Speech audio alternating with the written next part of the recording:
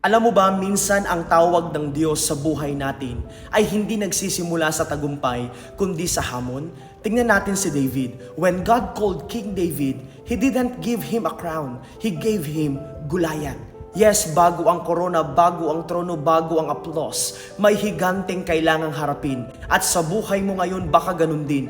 Bago ka iangat ng Diyos, may Goliath munang nakaharang. In 1 Samuel 17:45, you come against me with sword and spear, but I come against you in the name of the Lord Almighty. Hindi sandata ang panlaban ni David, kundi ang presensya at pananampalataya sa Diyos. Baka ang Goliath mo ngayon ay problema, takot, utang, family conflict, o spiritual battle.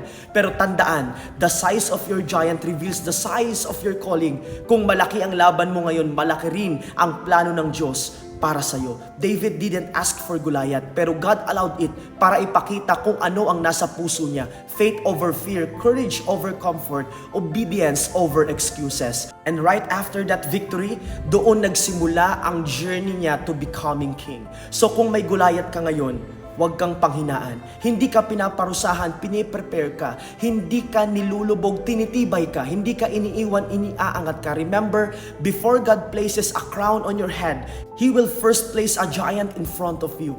Keep fighting, because the same God who helped David is the same God who fights for you today.